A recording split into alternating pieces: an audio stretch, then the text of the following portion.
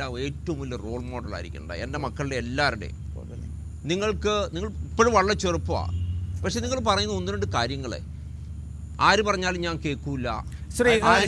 Alphons Kannanthanam please, നമുക്ക് തിരിച്ചു പോകുന്നതല്ല, ഞാൻ അതിന് വേണ്ടിയല്ല, ഞാൻ അതുകൊണ്ട് അതുകൊണ്ട് ഇതിനാ ശ്രീശാന്തിനാ ഏത് റോൾ മോഡൽ വേണം. ഹീസ് എ വെരി ഹാൻസം മാൻ, നല്ല സുന്ദരനാ, അഭിനയിക്കാം, ഡാൻസ് ചെയ്യാൻ നല്ല കഴിവുണ്ട്, നല്ല ക്രിക്കറ്ററാണ്. ഞാൻ കണ്ടതിൽ ഏറ്റവും നല്ല ബോളറാണ് എൻ്റെ കാഴ്ചപ്പാടിൽ. ശരിക്കും പറഞ്ഞാൽ ഒറിജിനൽ എബിലിറ്റിയുള്ള ഏറ്റവും നല്ല എബിലിറ്റിയുള്ള ബോളറാണ്. ഞാൻ അതുകൊണ്ട് പറയുന്നത് ഞാൻ പറയുന്നത് എനിക്ക് വളരെ രോമാഞ്ചമാണ് ഈ കക്ഷി അങ്ങോട്ട് ബോൾ ചെയ്യാൻ പോകുന്നത് കാണും. പക്ഷെ ഈ കക്ഷി ഇന്ത്യൻ ക്രിക്കറ്റ് ടീമിന് ഇല്ലാത്തത് എനിക്ക് വലിയ ദുഃഖമാണ്. അതുകൊണ്ടാണ് ഞാൻ പറയുന്നത് ലോകം ജയിക്കുന്ന ഇന്നിപ്പോ ഒബാമയാണെങ്കിലും ആരാണെങ്കിലും ശ്രീശാന്ത് നോക്കിയാലേ, ഒബാമയാണെങ്കിലും ആരാണെങ്കിലും മെന്റൽ എബിലിറ്റി കൊണ്ട് മാത്രമേ ജയിക്കാൻ പറ്റുള്ളൂ. മെന്റൽ എബിലിറ്റി, ആ മെന്റൽ എബിലിറ്റി ശ്രീശാന്തിന് ഉണ്ടാകാം. ഇത് വലിയ ബുദ്ധിമുട്ടാണ്. മഹാത്മാഗാന്ധി ഒന്നും ആകണ്ട, നമുക്ക് ആർക്കും ആകാൻ പറ്റില്ല. നമുക്ക്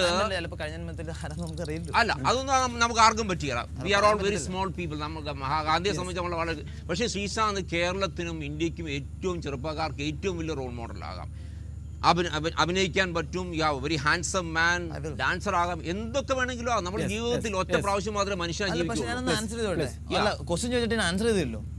ആരും പറഞ്ഞ് കേൾക്കില്ല എന്ന് ഞാൻ പറഞ്ഞിട്ടില്ല. എൻ്റെ അച്ഛനും പറഞ്ഞ് കേട്ടില്ലെങ്കിൽ എനിക്ക് തോന്നുന്നില്ല മനോരമ പോലത്തെ ഒരു ഫേമസ് ചാനലിൽ എല്ലാവരുടെ മുമ്പിൽ ഇപ്പോൾ ആരാധിക്കുന്ന ഒരു വ്യക്തിയായിട്ടോ.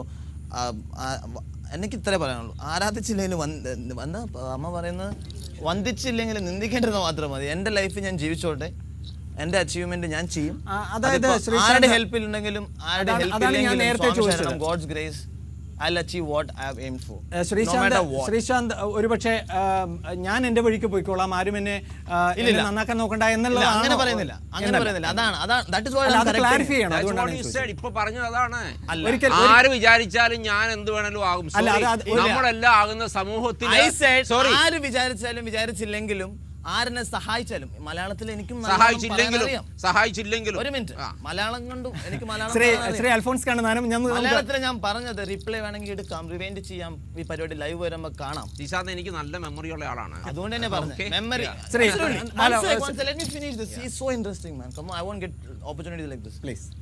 ഞാൻ സഹായിച്ചാലും സഹായിച്ചില്ലെങ്കിലും എന്റെ ഫോക്കസ്, എന്റെ ടാർഗറ്റ് എനിക്ക് മാം കേട്ടതാണ്, ഞാൻ അങ്ങനെയാണ് പറഞ്ഞത്. അല്ലാണ്ട് ഞാൻ അത് മാത്രമേ പറഞ്ഞു. നിങ്ങൾക്ക് ടാലന്റ് ഉണ്ട്, നിങ്ങൾക്ക് ആ മെന്റൽ കപ്പാസിറ്റി ഉണ്ട്, ഇന്ത്യയെ കോൺകർ ചെയ്യണം, ലോകം കോൺകർ ചെയ്യണം.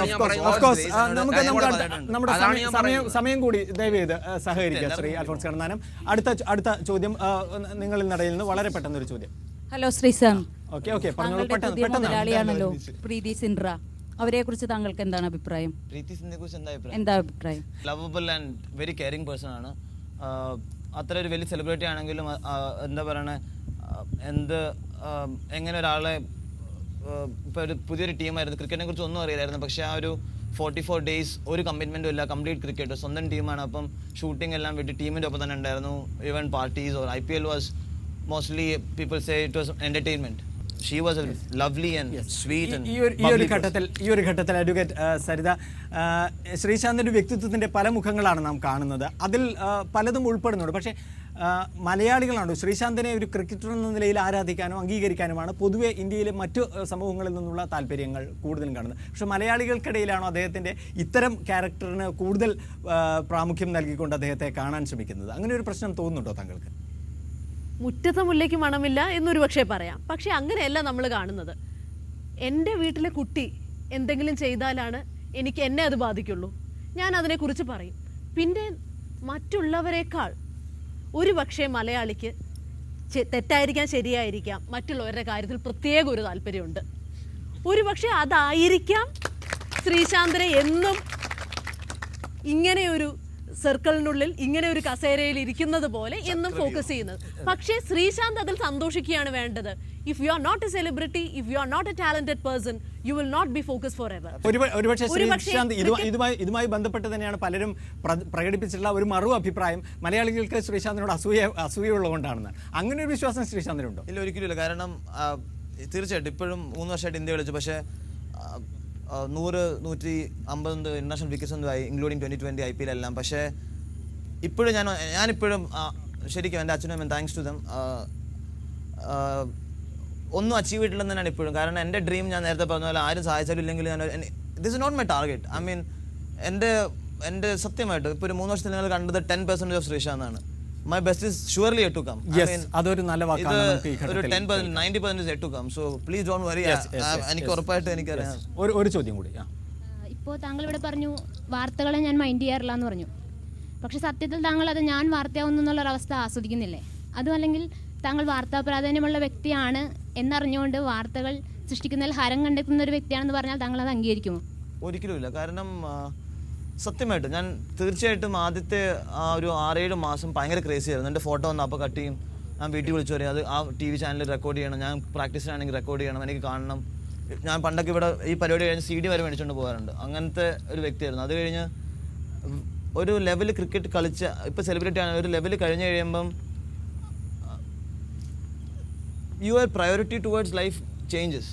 അപ്പോൾ ഒരു വ്യക്തി എന്ത് പറയണമെന്ന് നോക്കിയെന്ന് കഴിഞ്ഞാൽ അതെൻ്റെ കൺട്രോളിലല്ല. ഞാനിപ്പോൾ ഇപ്പം എന്ത് പറഞ്ഞു എന്ന് ഞാൻ അത് ചിന്തിച്ചുകൊണ്ട് ഞാൻ കാറി കയറി കഴിഞ്ഞാൽ ഞാൻ അത്രയും ടൈം വേസ്റ്റ് ചെയ്യും. ഞാൻ പറഞ്ഞു ബജിപ്പ അല്ല, ആരും പഞ്ചാബിലേക്ക് വന്നാലും അവിടെ ഒരു മലയാളി ഉണ്ട്, പഞ്ചാബികൾ മാത്രം ഒരു മലയാളിയുടെ ഉണ്ട്. അപ്പോൾ ഇത്തിരിയുടെ സ്ട്രോങ് ആണ്. നോർത്തും സൗത്തും കൂടെ ഒരുമിച്ചാണ് അവിടെ ഉള്ളത്, ജയിക്കില്ല.